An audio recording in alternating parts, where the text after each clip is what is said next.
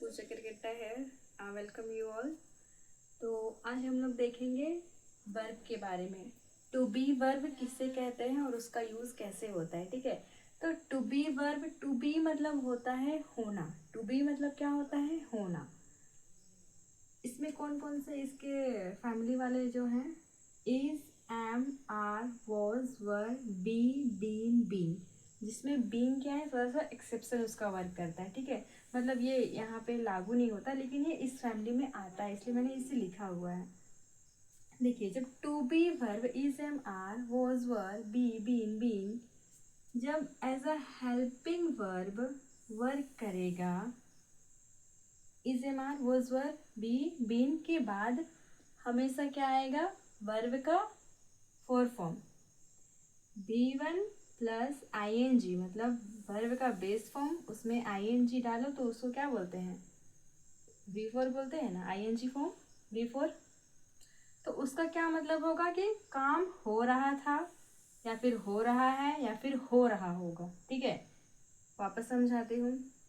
Is, am, are, was, were, be, been अगर helping verb के जैसा काम कर रहा होगा तो उसके जस्ट बाद वर्ब का फोर्थ फॉर्म आएगा, मतलब ING फॉर्म आएगा। ठीक है, और उसका क्या मतलब होगा? काम हो रहा था, या फिर हो रहा है, या फिर होगा। ठीक है, और अगर इसी is, am, are, was, were, be, been, been को अगर हम मेन वर्ब के रूप में काम करेंगे, मतलब उसका यूज करेंगे मेन वर्ब के रूप में, तो फिर उसका क्या मतलब होगा? तब उसका मतलब होगा कुछ होने का पता चलता है। ठीक है, कुछ होने का पता चलेगा। और उसके जस्ट बाद क्या आएगा? अगर ये सारे वर्ब मेन वर्ब के रूप में काम करेंगे तो फिर उसके जस्ट बाद क्या आएगा? नाउन या फिर एडजेक्टिव। एग्जाम्पल देखो, जैसे दिस इज टेबल। क्या है? This is table. तो दिस तो हम लोग देखे थे ना लास्ट क्लास में, ये नोटिंग वर्ड है इज। इज क्या है? यहाँ पे देखिए, इज यहाँ पे इज हेल्पिंग वर्ब है या मेन वर्ब है, वो कैसे पता चलेगा? क्योंकि आप इस सेंटेंस में देखो, टेबल क्या है? एक नाउन है, किसी चीज का नाम है। क्या है? वस्तु का नाम है, तो ये नाउन है। और क्योंकि इस पूरे सेंटेंस में कोई एक्स्ट्रा वर्ब नहीं है, कोई और वर्ब नहीं है, इसीलिए ये जो इज है यही क्या है? मेन वर्ब है। इसीलिए ये जो इज है यही मेन वर्ब है। और जब मेन वर्ब होगा is, am, are, was, verb, तो फिर उसका क्या मतलब होगा? कुछ होने का पता चलेगा। ठीक है, कुछ होने का पता चलता है, और उसके जस्ट बाद क्या आएगा? या तो नाउन आ सकता है या तो एडजेक्टिव। तो ये क्या है? नाउन। तो दिस इज टेबल, मतलब क्या पता चल रहा है कि ये टेबल, ये क्या है? टेबल है। मतलब ये जो वस्तु है इसका होने का पता चल रहा है कि दिस इज टेबल, ये टेबल है। ठीक है, we should take one more example, like she is smart। क्या है? she is smart। अब ये देखो, ये जो is है ये यहाँ पे क्या है? हेल्पिंग वर्ब है या फिर मेन वर्ब है? क्योंकि स्मार्ट, स्मार्ट क्या है? एडजेक्टिव है। स्मार्ट क्या है? एडजेक्टिव। किसी की विशेषता बता रहा है ना, नाउन की, प्रोनाउन की विशेषता बता रहा है, क्या एडजेक्टिव होता है? सी इज स्मार्ट, वह स्मार्ट है। ठीक है, तो ये इज क्या है? मेन वर्ब है। और जब is, am, are, was, verb as a main verb काम करेगा तो उसका क्या मतलब हुआ? कुछ होने का पता चलेगा। ठीक है, तो सी इज स्मार्ट मतलब इसके इसके स्मार्ट होने का पता चल रहा है। चला पता इसके स्मार्ट होने का। We should take more examples, like let me erase this. जैसे I am a teacher। If I am writing I am a teacher, ये क्या है? am। उसके बाद a तो एक आर्टिकल है, और टीचर क्या है? एक नाउन है। टीचर क्या है? एक नाउन है। तो फिर am के बाद क्या आया है? नाउन। इसका मतलब कुछ होने का पता चल रहा है। तो I मतलब मैं क्या हूँ? एक टीचर हूँ, मेरे टीचर होने का पता चल रहा है। ठीक है, we should take you are very clever। ठीक है, यू आर वेरी क्लेवर, इसका हिंदी मतलब क्या होगा? कि आप बहुत चालाक है। ठीक है, आप बहुत चालाक है। तो ये जो आर है ये क्या है? एज अ मेन वर्ब काम कर रहा है। इसका मतलब इसके चालाक होने का पता चल रहा है। एंड दिस इज एडवर्ब, और ये क्लेवर क्या है, एडजेक्टिव है। इससे हम लोग लेटर ऑन जो हमारे क्लासेस होंगे उसमें देखेंगे कि एडजेक्टिव क्या होता है, एडवर्ब क्या होता है, नाउन किसे कहते हैं, एवरीथिंग वी विल सी, ठीक है। तो मेरा कहने का एकदम आसान सा मतलब मैं ये समझा रही हूँ कि अगर is am are was were be been as a main verb काम करेगा, मतलब सेंटेंस में उसके अलावे कोई एक्स्ट्रा वर्ब नहीं है, तब उसका क्या मतलब होगा, कुछ होने का पता चलेगा, किसी के कुछ होने का पता चलेगा, ठीक है। हाँ, और अगर चलिए इसे हो गया, आप इसे सेंटेंस बना के देखना, इसे हम लोग और डिटेल में देखेंगे। अब हेल्पिंग वर्ब होगा, अगर हम is am are was were be been को अगर हम लोग as a helping verb sentence में लेंगे तो उसके जस्ट बाद क्या आएगा, वर्ब की फोर फॉर्म, मतलब आईएनजी फॉर्म। जैसे आई एम राइटिंग, क्या है, आई एम राइटिंग। अब ये राइट का राइटिंग हुआ है, राइट मतलब लिखना, और आईएनजी मतलब क्या है, काम हो रहा है, ठीक है। ये जो इज एम आर है ये प्रेजेंट में यूज होता है, वॉज वर पास्ट में यूज होता है, और ये सब का अलग कहानी है, ठीक है।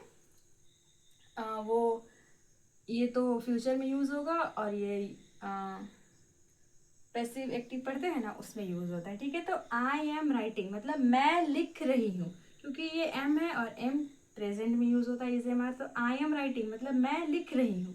तो कुछ काम हो रहा है उसका पता चल रहा है कि मैं क्या काम कर रही हूँ, मैं लिख रही हूँ, ठीक है। सी इज वर्किंग, क्या है, सी इज वर्किंग। ये जो वर्किंग है ये क्या है, ये मेन वर्ब है, और ये इज क्या है, हेल्पिंग वर्ब है। ये इज क्या है, हेल्पिंग वर्ब है, क्योंकि और ये वर्क मतलब काम करना, ठीक है। और ये वर्किंग क्या है, मेन वर्ब है। तो जब is am are was were सब कैसा काम करेगा, एज अ हेल्पिंग वर्ब, ये एज अ हेल्पिंग वर्ब यहाँ पे काम कर रहा है, तो उसके बाद जस्ट क्या आएगा, अगर ऐसा काम करेगा हेल्पिंग वर्ब जैसा, तो उसके बाद मेन वर्ब तो चाहिए ना, क्योंकि मेन वर्ब का ही ना हेल्प करेगा ये। आईएनजी फॉर्म से पहले क्या आता है, यही सब आता है, या फिर कह लो कि इनके बाद हम लोग आईएनजी फॉर्म लिखते हैं, अगर हम लोग टेंस में देखेंगे तो फिर यही होता है, ठीक है।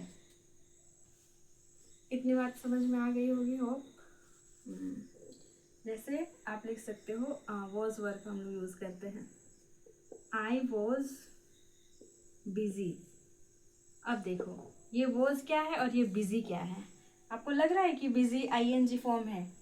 मैंने क्या बोला कि इज एम, ये इनके बाद क्या आएगा, अगर ये एज अ वर्ब काम, एज अ हेल्पिंग वर्ब काम करेंगे तो इनके जस्ट बाद क्या आएगा, आईएनजी फॉर्म। लेकिन यहाँ तो आईएनजी फॉर्म नहीं है, इसका मतलब ये ऑटोमेटिक क्या है, ये वाला है, मतलब ये मेन वर्ब के रूप में काम कर रहा है। वो कैसा काम कर रहा है, एज अ मेन वर्ब, और जब एज अ मेन वर्ब काम कर रहा है इसका मतलब किसी को कुछ होने का पता चल रहा है। क्या पता चल रहा है कि आई वॉज बिजी मतलब मैं बिजी थी, ठीक है। आई वॉज बिजी मतलब मैं बिजी था या बिजी थी, मतलब मेरे बिजी होने का पता चल रहा है, मेरे बिजी होने का पता चल रहा है, ठीक है। या फिर क्या कह सकते हैं, यू वर देयर। अब देखो ये वर के बाद क्या है, आईएनजी फॉर्म नहीं है, इसका मतलब क्या है, ये देयर जगह का नाम है, ठीक है। इसे हम लोग अलग तरीके से देखेंगे, ये क्या है, यू वर देयर मतलब आप वहां थे, ठीक है, आप वहां थे। तो इससे किसी के होने का क्या पता चल रहा है कि आप वहां थे, ठीक है। यू वर देयर आप वहां थे, तो किसी को कुछ होने का पता चल रहा है, तो इसे हम लोग ऐसे ही देखेंगे। और क्या सेंटेंस ले सकते हैं, जैसे कि मैंने क्या बोला ये वाला के लिए, ठीक है। बी के लिए देखते हैं, I will be teaching, I be teaching tomorrow, okay. I be teaching tomorrow मैं कल पढ़ा रही होंगी, ठीक है, मैं कल पढ़ा रही होंगी। बी के बाद आईएनजी फॉर्म, क्या है, बी के बाद आईएनजी फॉर्म। इसका मतलब ये क्या है, कुछ काम हो रहा होगा का पता चल रहा है कि कुछ काम हो रहा होगा, ठीक है। क्योंकि विल आया है तो विल तो फ्यूचर हम लोग फ्यूचर टेंस में देखते हैं, ऐसा है। तो आप लोग ध्यान दीजिएगा कि कैसे ये होता है, इन सब का यूज़ हम लोग कैसे करते हैं, ठीक है। जैसे और एक एग्जांपल लेते हैं, हम लोग वॉज कर लेते हैं एग्जाम, ठीक है। I was reading, I was reading a book, I was reading a book. अब देखो वॉज यहाँ पे क्या है, ये क्या है, आईएनजी फॉर्म है। अगर ये आईएनजी फॉर्म है मतलब रीड का फोर फॉर्म, और उससे पहले ये हेल्पिंग वर्ब होगा, क्योंकि जब मेन वर्ब आ गया है तो ये हेल्पिंग वर्ब है। हम लोग अगले क्लास में देखेंगे कि हेल्पिंग वर्ब कहाँ होता है, मतलब उसको पहचानने सीखेंगे कि हेल्पिंग वर्ब कौन है और मेन वर्ब कौन है। ठीक है, तो क्या है, I was reading a book, मतलब मैं बुक पढ़ रही थी, मतलब कुछ काम हो रहा था। क्या है, कुछ काम हो रहा था, मैं बुक पढ़ रही थी। ठीक है, इतनी बातें समझ में आ गई आप लोगों को। और क्या बच रहा है, जैसे और क्या एग्जांपल ले सकते हैं, बीन को लेते हैं। ठीक है, I have been working, have been working for 2 hours। ये एक ये सब आपको समझ में आएगा बाद में, लेकिन मैं ये बता दे रही हूँ कि बीन के बाद आईएनजी फॉर्म आया है, इसका मतलब कि कुछ काम हो रहा है उसका पता चल रहा है। ठीक है, कि I have been working for 2 hours, मतलब मैं 2 घंटे से काम कर रही हूँ। ठीक है, उसी के बारे में यहाँ लिखा हुआ है। तो मैं बस ये बता रही हूँ कि ये जो बीन है ये क्या यहाँ पे क्या है, ये हेल्पिंग वर्ब है, क्योंकि इसके बाद क्या आया है, आईएनजी फॉर्म आया है। ठीक है, वर्ब की फोर फॉर्म आई है, तो ये मेन वर्ब है और ये हेल्पिंग वर्ब है। ऐसा होता है, मतलब किसी के काम होने का पता चल रहा है यहाँ पर। तो फिर आई थिंक आपको थोड़ा बहुत तो समझ में आया ही होगा कि आज क्या हम लोग देखें कि अगर आप नॉर्मल सा सेंटेंस देख रहे हो जिसमें पता चलता है कि कुछ काम हो रहा था या फिर हो रहा है या फिर हो रहा होगा, आप बेसिक इसको समझो, इसे धीरे धीरे आप लोग समझ ही जाओगे, एक बार में तो नहीं, तो फिर दोबारा जब हम बात करेंगे इस पर तो समझ जाएंगे। तो फिर इन सब के बाद क्या आता है, हमेशा क्या देखोगे आप कि वर्ब की फोर फॉर्म का यूज़ होता है। ठीक है, वर्ब की फोर फॉर्म बोले तो आईएनजी फॉर्म का यूज़ होगा। और अगर उनके बाद आईएनजी फॉर्म नहीं आ रहा है, किस क्या आएगा, या तो नाउन आएगा या तो एडजेक्टिव। अगर नाउन या एडजेक्टिव आएगा उनके बाद तो उसका क्या मतलब होगा कि किसी के कुछ होने का पता चलेगा। ठीक है, तो आज के लिए हम लोग इतना ही रखते हैं। अगर आप लोग को ये क्लास अच्छी लगी होगी तो प्लीज़ लाइक करिएगा, सब्सक्राइब करिएगा। Thank you, have a good day.